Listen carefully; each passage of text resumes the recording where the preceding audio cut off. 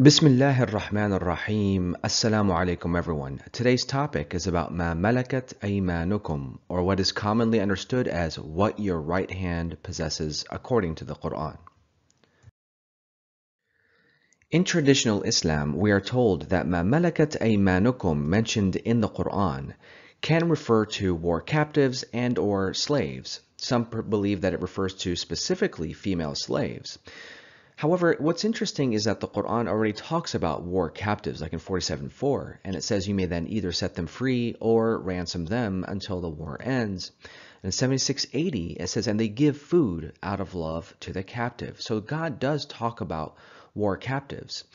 But we want to examine exactly what does ma malakat aymanukum actually refer to in the Quranic perspective, and how they are to be treated from a Quranic view. Let's begin.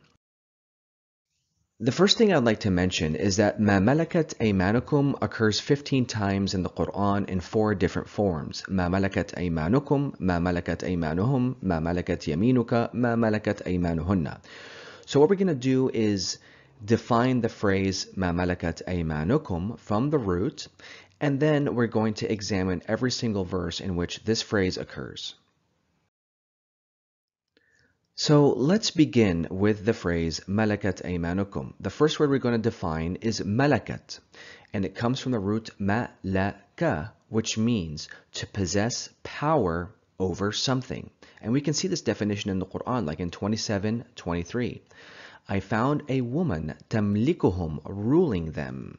16:28. Those whom their lives are terminated by the malaika, the caretakers and or the angels. And in 24:61, there is no blame upon yourselves if you eat at your homes or the homes of your fathers, or that malaktum, what you possess of their keys. So the root malaka refers to possessing power over something. And in the phrase malakat is actually in the past tense. So I would translate malakat as possessed. The second term is aymanukum, and it comes from the root yamana, which means the right side and or the symbol of power. It has a physical and a symbolic aspect. The physical aspect means the right side, and the symbolic aspect is the power. And we can see this definition in the Quran, like in 69:19. As for the one who is given his record in yaminihi, his right hand. 39:67. And the heavens will be folded in yaminihi, his power or his right hand. But what's interesting here is the form that is being used in this phrase, aymanukum. Okay, aman. Aman in the Quran is quite interesting. When we look up this form, we see that it refers to oaths, which signifies that it's a symbol of power. Like in 1691, it says, and fulfill your pledge to God when you pledge so, and do not break the aman, your oaths, after making it. 9:12. And if they break aymanahum, their oaths, after making their pledge, and they challenge the authority of your system, then you may kill the leaders of rejection. They have no aman, they have no oaths. Surah 2, and do not make God the subject of your aymanikum, your oaths. Be pious and righteous and reconcile among the people. God will not call you to account for your aymanikum, your oaths. So the form, specifically aman in the Quran, refers to some type of oath. And here in this phrase, the phrase that's in question, it says aymanukum. So I would translate aymanukum as your oaths. So the phrase ma malakat aymanukum literally means possessed your oaths. So far, we've learned that ma malakat aymanukum, or MMA for short, literally means those possessed by your oaths. The next thing I would like to do is examine who are they according to the Quran.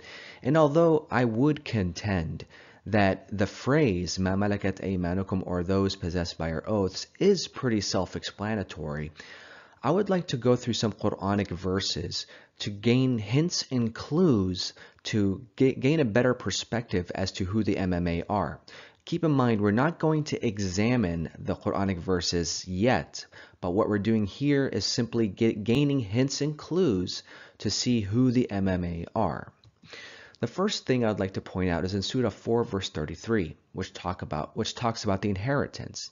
It says, "And for each we have made inheritors for what was left behind by the parents and the relatives, and those bound by your oaths, you shall give them their portion." Here we learn, or we gain a hint, that a person that is bounded by your oaths, or the MMA, is a person you promise to care for. This is why they are part of the inheritance system.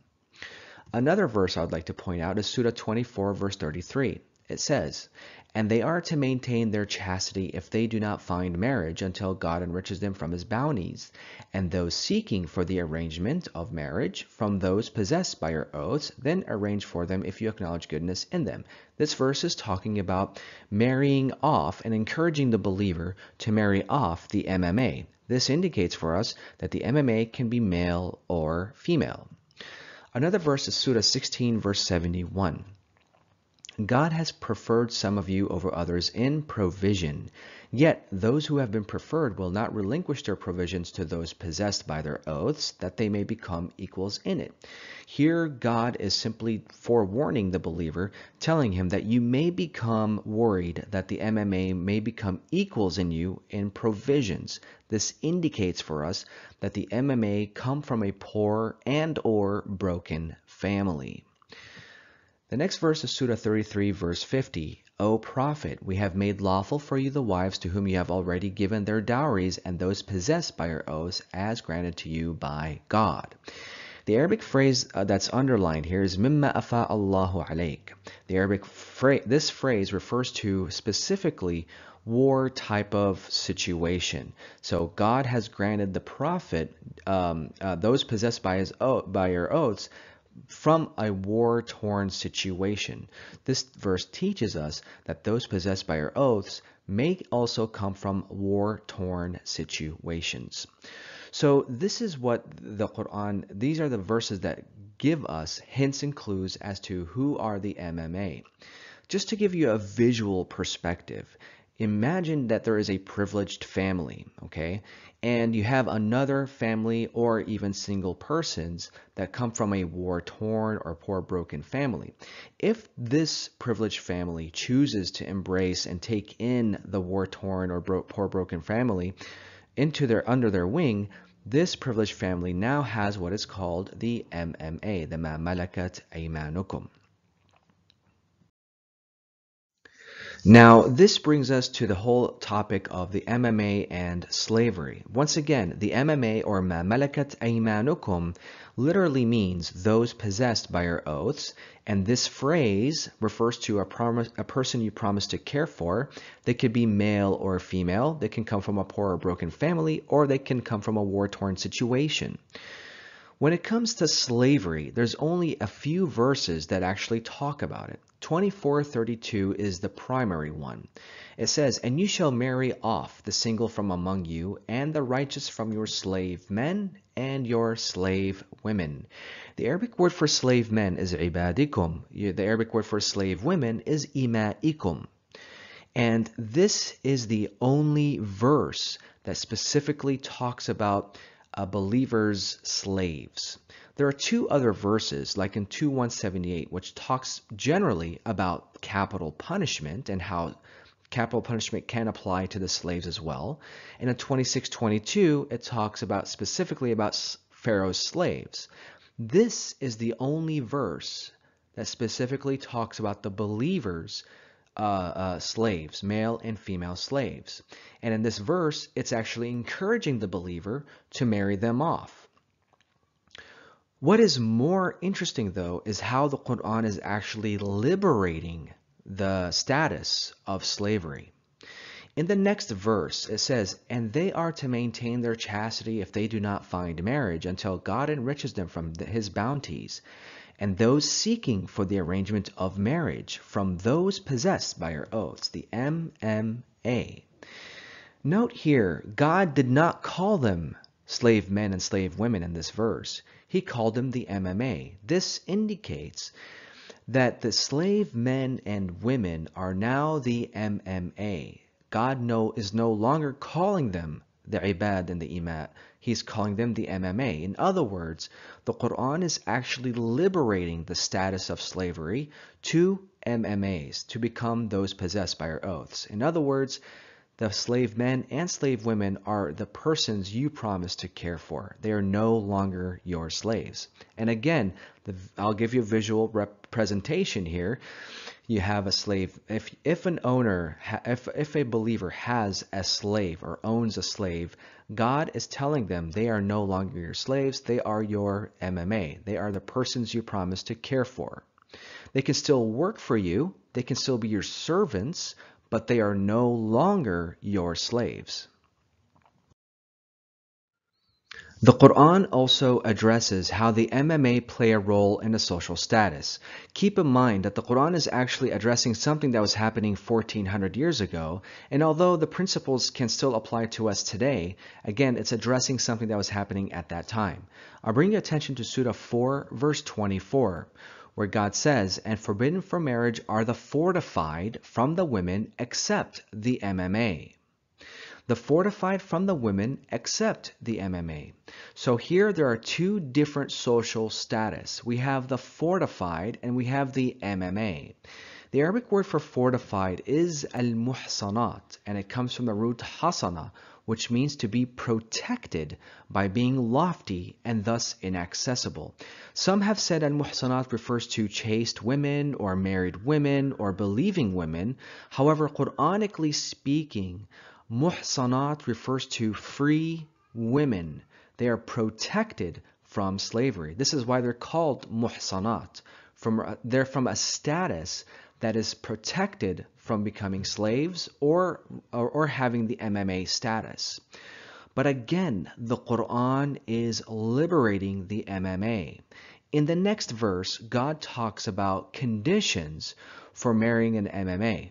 And God says, "And for those of you unable to wait to marry the fortified from the believing women." So God here is talking about a person unable to wait to marry from the fortified of the believing women, then from those from the MMA, from your young believing women from the MMA.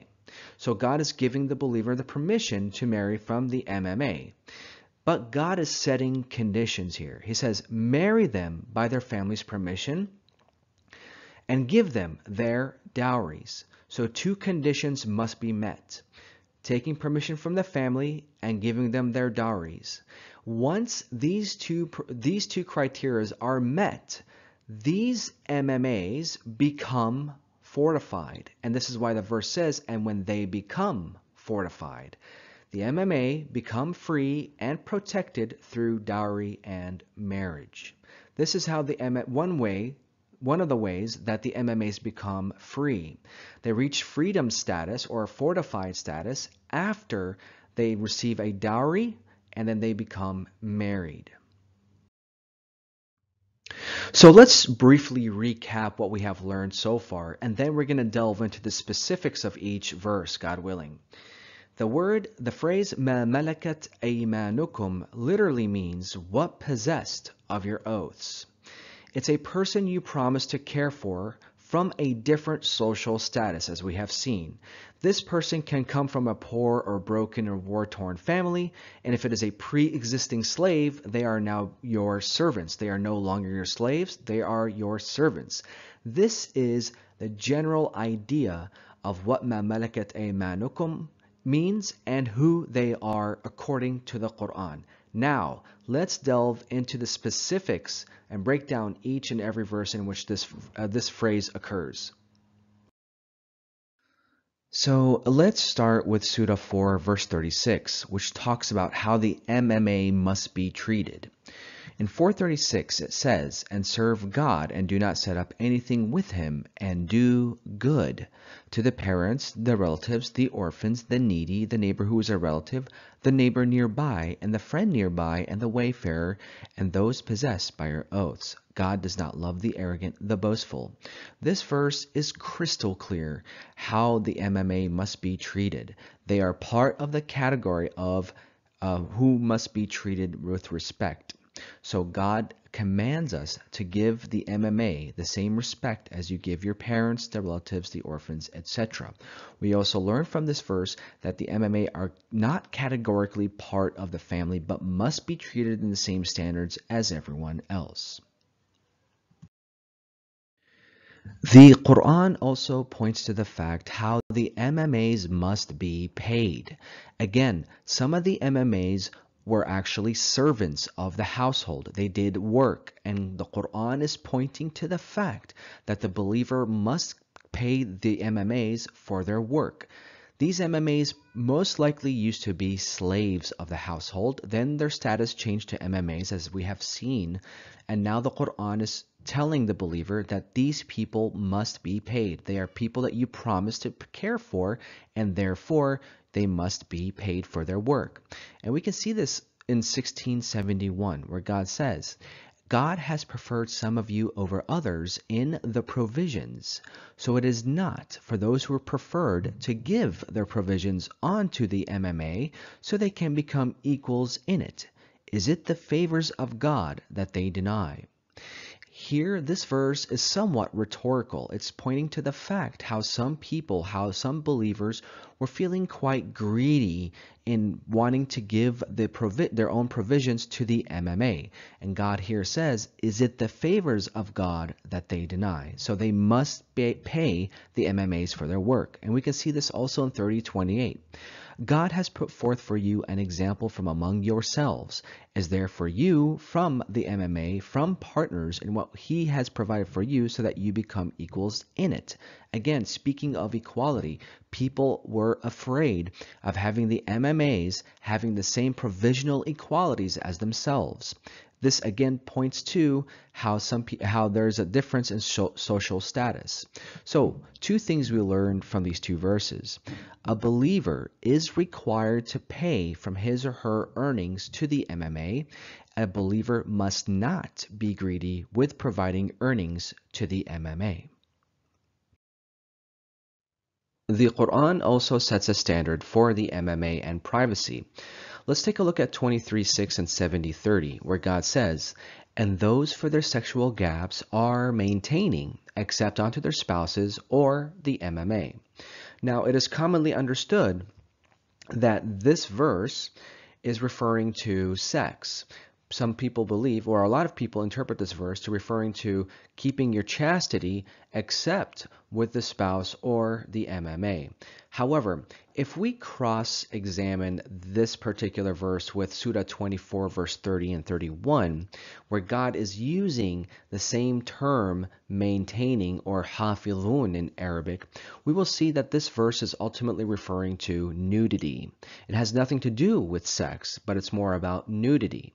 God says, and those for their sexual gaps are hafilun, maintaining or retaining, except onto the spouse or the MMA. And think of it this way. There are, in some countries and cultures and families, people who have MMAs in their household. The MMAs are their caretakers. They work with them in the nude. They work with them in their private quarters. They dress them, undress them, bathe them, and so forth. So this is what this verse is talking about. It's not talking about sex. It's talking about retention of your sexual gaps from the public, and rather you can be in the nude with the spouse or the MMA. We go to Surah 24, verse 31, where God says, tell the believing women to soften from their gaze and not to display their beautifications except to their fathers, or the fathers of their husbands, or their sons, or the sons of their husbands, or their MMA. Again, this verse is talking about how women can relax their dress code in the presence of the MMA. We go to Surah 24, verse 58.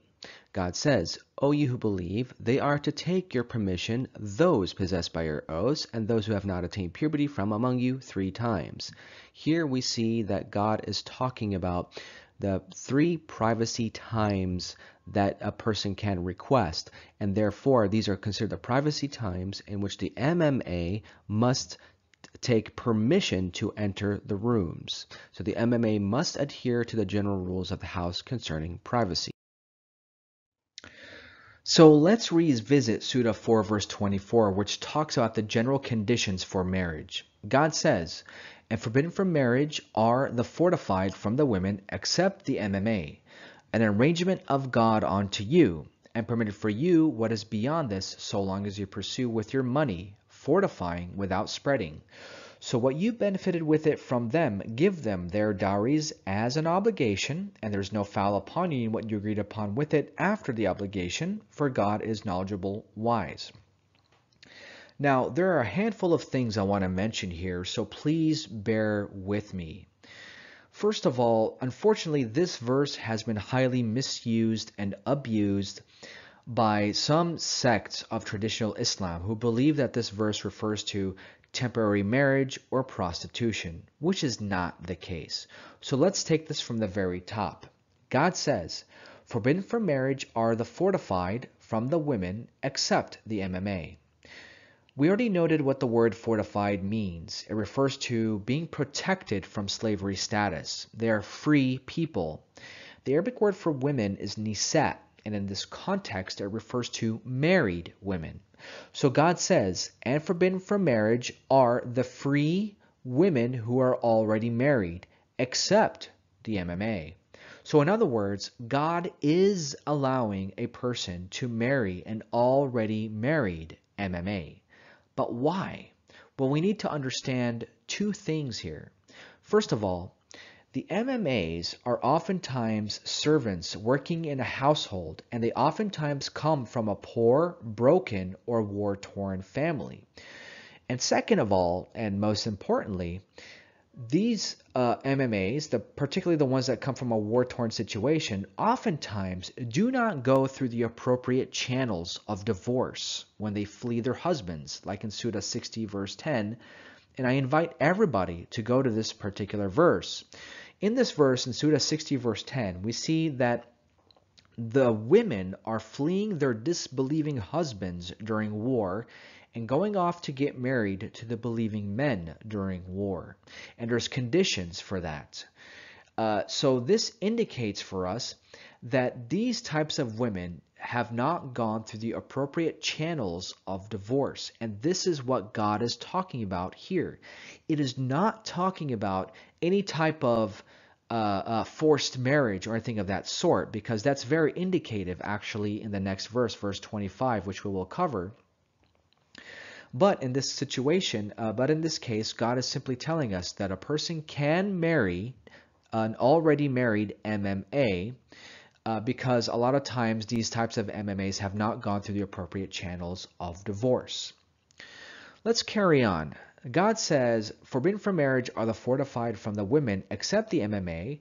This is an arrangement of God unto you, and permitted for you what is beyond this, so long as you pursue with your money, fortifying without spreading." So God here is setting three criterias for marriage. Pursue with your money. This is referring to the dowry. And we need to understand here, at least in the Arabian tradition, the dowry was contingent to the status of the person that they're getting married to. Fortified women cost more than the MMA. God says, so long as you pursue with your money, fortifying. The Arabic word for fortifying is the same as the one mentioned here, which is muhsinin. And it means that this person is promising to give his spouse the fortification status. Then God says, without spreading, غَيْرَ مُسَافِحِينَ. Musafihin refers to spreading your relationship to other relationships, having an open relationships. So in other words, God says, God sets three criteria for marriage. He says they must give a dowry, they promise to give protection status, and to be devoted to the relationship. Then God says, so what you benefited with it from them, give them their dowries as an obligation.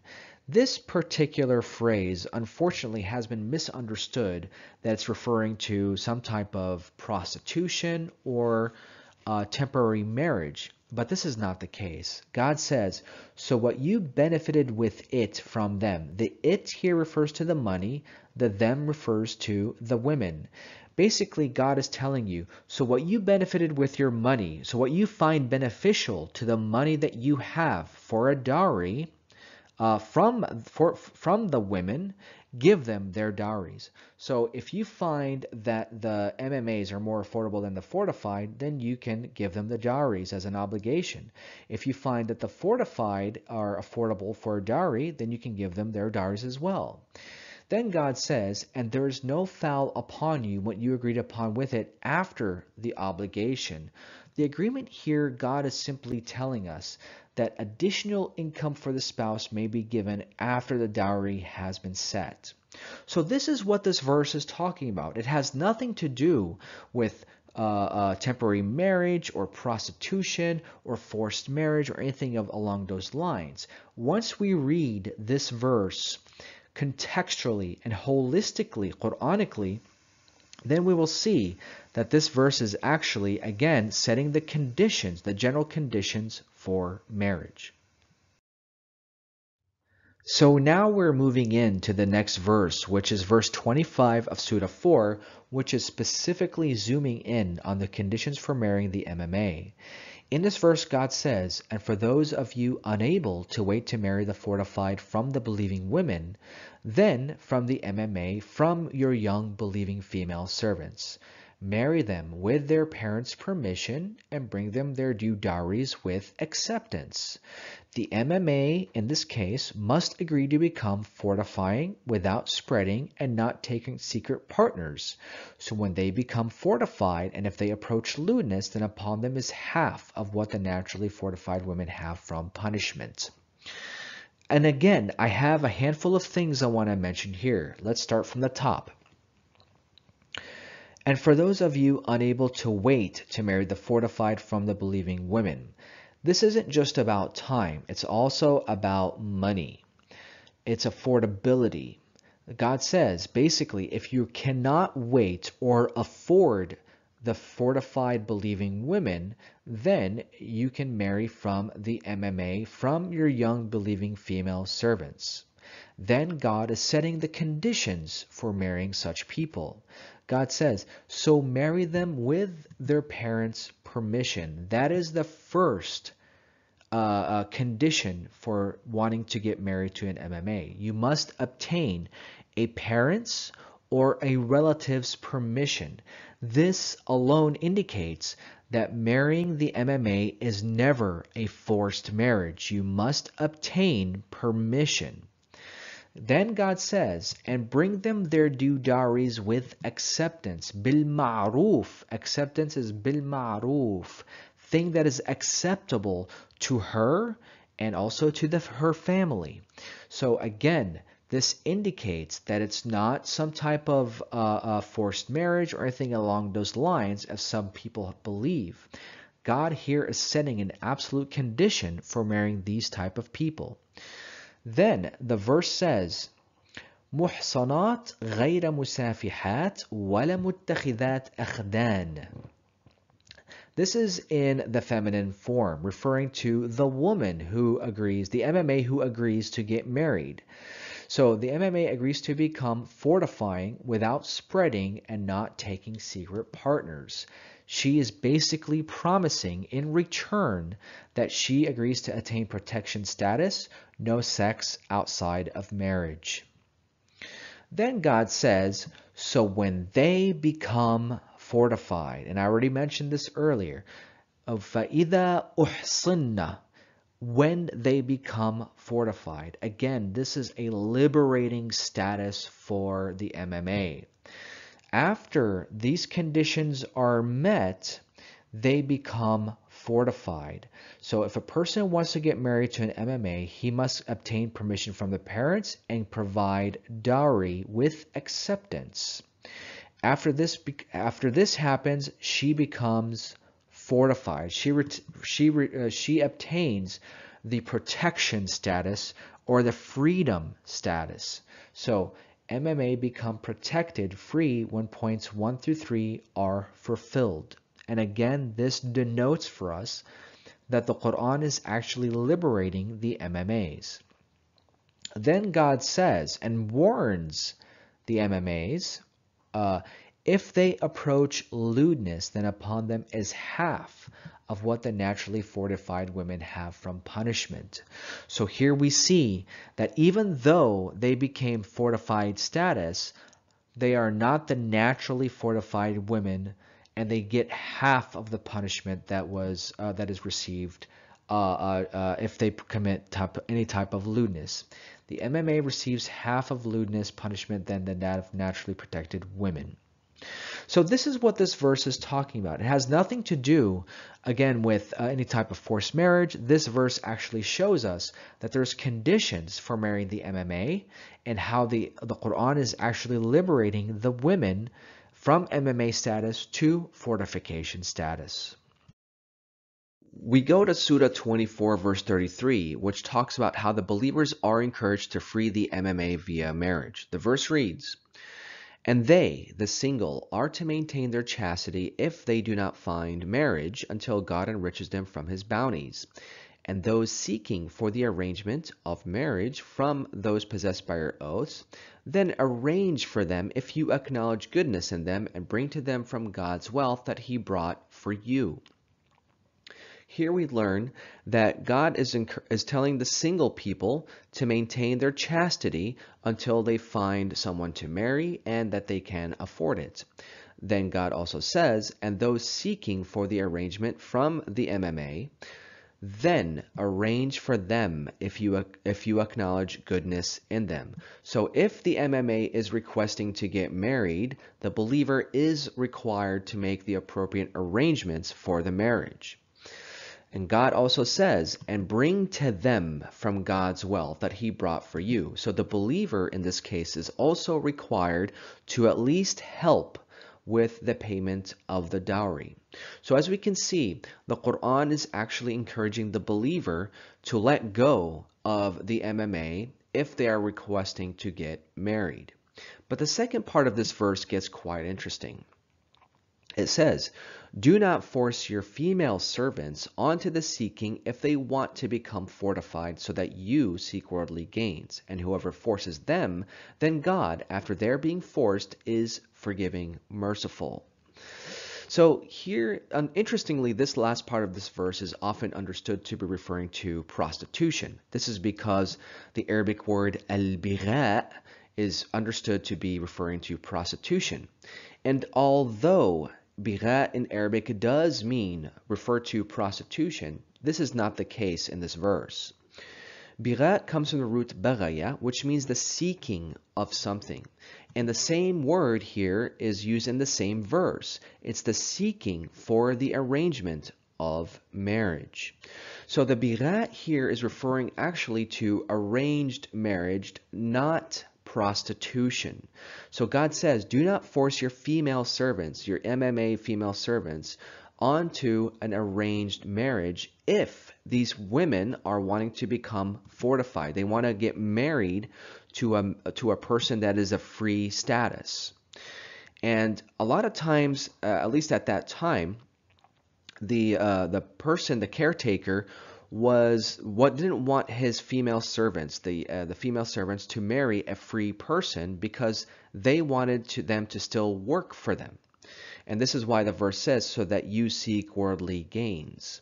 So God here is telling the believer, don't do that. Don't do any forced marriage. Don't make them marry another MMA. Let them marry a free person if they choose to. So again, God says, do not force your female servants onto the seeking if they want to become fortified so that you seek worldly gains. Do not force an arranged marriage if the MMA is specifically choosing to marry a free person.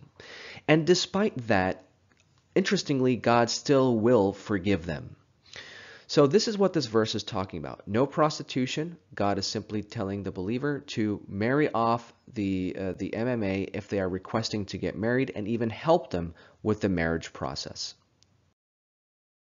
We now go to Surah 33 verse 50, which talks about how the Prophet was actually exempt from giving the dowry to the MMA as well as two other categories of women. Unfortunately, some of the Christian missionaries tend to quote this verse and try to show that the prophet was taking advantage of his prophethood situation and trying to marry as many women as he wants without a dowry. Unfortunately, this is not the case. Let's take a look at Surah 33, verse 50. It says, O prophet, we have made lawful for you your spouses, the ones you brought their dowries, and what was possessed of your oath of what was returned in war by God unto you, and your cousins, those who emigrated with you, and a woman, if she gifted herself to the prophet, if the prophet wanted to marry her, she is exclusive for you without the other believers.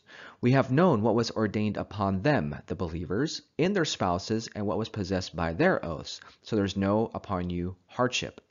Here we need to note, O prophet, we have made lawful for you your spouses, the ones you brought their dowries. So this is clear that God made lawful for the prophet the spouses that he already gave them their dowries.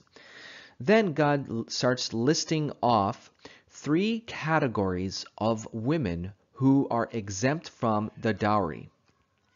The first one is what was possessed of your oath of what was returned in war by God unto you. The phrase mimma afa Allahu alayk refers specifically to the MMA'S who come from a war-torn situation or condition. The next one is, and your cousins, those who emigrated with you. So specifically the cousins of the prophet who specifically emigrated with him. Then the third category is the woman who gifted herself to the prophet. So if a woman does not request a dowry, then the prophet can marry her in this situation. For the regular believer, they still have to give a dowry, no matter what. Even if she doesn't want one, he still has to give her a dowry. But in the prophet's situation, she does not have to. Now the question that really comes to mind, why is the prophet exclusive to these dowry exemptions? And the answer is, and I invite everybody to do this, is that if you go to verses 29 through 35, I believe, which talks generally about the prophet's women, we will see that the prophet actually during his lifetime married a variety of women, I should say. And these women come from all sorts of backgrounds. Some, based off of those verses, some were actually not well behaved, I should say, quote unquote, not well behaved. And some actually came from a very low status or high status. There's, again, a variety of women from different backgrounds. So God seems to give him exemption status simply because it was creating a hardship, as this verse indicates. So there is no upon you any hardship. Now, let's go very briefly to the next verse, because this verse unfortunately has also been misused by some. The verse, it is said that this verse talks about his sexual relationships with them, where it says, you may defer what you will from among them, and shelter to whom you will, and whoever you seek of those who have you set aside, and there is no wrong upon you. That is closer to settling their eyes, and they do not be saddened, and to accept what you have brought all of them. Unfortunately, this verse has been misunderstood. They say that this verse is talking about his role as a sexual person, each night visiting one woman, putting the other one aside and taking the other one, and so forth. And again, this is an unfortunate attempt to read the Quranic verses out of context. When we read this verse in context, we see that the previous verse is talking exclusively about the dowries. And so we must bear in mind that the next verse is also talking in the context of the dowries. You may defer what you will from among them in reference to the dowry, and shelter to whom you will in reference to the dowry, and whoever you seek of those who you have set aside, setting aside the dowry, then there's no wrong upon you. That is closer to settling their eyes, and they do not be saddened, and to accept what you have brought all of them. This is the key phrase. Brought all of them is the same reference in regards to bringing the dowry in the context that is being talked about. This has nothing to do with sex. It is all about how the prophet was distributing the dowry. So even though God gave the prophet three exemption categories of dowries, the next verse indicates that the prophet was actually trying his best to still give the dowries to those particular women. And that's why they were saying that is closer to settling their eyes, and they do not be saddened, and to accept what you have brought, all of them. It has nothing to do with sex, as is commonly understood. Now, in the previous slide, which mentions verse 50 and 51 of Surah 33, we see in those verses God is talking about the various dowry rules in regards to the prophet's marriage. Now, in this verse, God is talking about placing a limit of marriage categories for the prophet, and the fact that he may be able to change the MMA'S for marriage, and we will see why. This verse reads, "Unlawful for you are the women after this, nor that you change them from spouses, even if you are impressed by their goodness, except what you possess of your oath." The first thing I'd like to point out here is that God says, "Unlawful for you are the women after this, nor that you change them from spouses." So God here is placing a limit for the marriage. God is telling the prophet you can no longer get married even if you want to change the number of spouses that you have. And God says, even if you are impressed by their husnuhunna, okay? The Arabic word husnuhunna does not mean their beauty as commonly understood. The word husnuhunna actually comes from the word hasana, which simply means something that is good. And in the context of what we are talking about, within the same surah, verse 29, God is talking to the prophet's women. He says, "But if you are seeking God and his messenger and the abode of the hereafter, then God has prepared for the muhsinat among you a great reward." So God here is talking about the quality of the woman being a good person. This is why he calls them muhsinat. So the word husnuhunna in this verse does not mean their beauty. It's not about sex. It's about their goodness. So God says, even if the prophet is impressed by their goodness, he's not allowed to marry more or exchange the wives that he's marrying. So the goodness of the women is her righteousness, not her beauty. Then we come to what God says here, except your MMA. So God says that the prophet is not allowed to marry any more women nor change them, but he can change the MMA'S. And there is a real reason why, as we have seen from the other verses that talk about the conditions and what happens when you marry an MMA. The very reason is because God forbade the prophet from exchanging marital relations except the MMA. This is because the MMA are freed through marriage. So the prophet was allowed to marry MMAs and exchange them simply because the MMAs are become free after getting married. So God is again liberating the MMAs in this situation.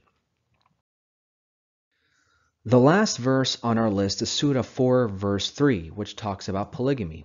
God says, "If you fear that you cannot be just to the orphans, then you may marry those who are agreeable to you of the women, 2, 3, and 4. But if you fear you will not be fair, then only one, or those possessed by your oaths. This is best that you do not face financial hardship." Now we need to understand here. God says, if you fear that you cannot be just to the orphans, then you may marry those who are agreeable to you of the women, 2, 3, and 4. This teaches us, along when we read the previous verse, verse 2, this teaches us that polygamy is allowed only for the sake of taking care of the orphans. Then God says, but if you fear you will not be just to these orphans, then marry only one woman or the MMA. It's important to understand here the word or, in Arabic. This indicates for us that you can marry either one person or an MMA. This teaches us that ultimately this is all about affordability. If a person is unable to be fair, then only one or an MMA. This indicates for us also that the MMA are given a special privilege and protection by not being part of a polygamous relationship. Note here how God says, then marry only one person or an MMA, which teaches us that the MMA are not part of a polygamous relationship. Of course, this does not apply to the Prophet as we have seen in the other verses in Surah 33. This applies generally for all the other believers. In conclusion, the phrase "Ma Malakat Aymanukum" that is mentioned in the Quran literally means what possessed by your oaths. And these are individuals that you promise to care for. These individuals can come from a poor or broken family, they can come from a war-torn situation, or they are pre-existing slaves. Nonetheless, they all are what possessed by your oaths. They are people that you promise to care for. And the Quran is clear about it. The Quran says that these individuals must be respected. They must be paid, especially the servants, the pre-existing slaves who become servants. They are part of the household, and the Quran encourages the believer to support freedom via marriage. I pray that this has helped you understand what Ma Malakat Aymanukum is according to the Quran, and inshallah, as always, see you in the next video.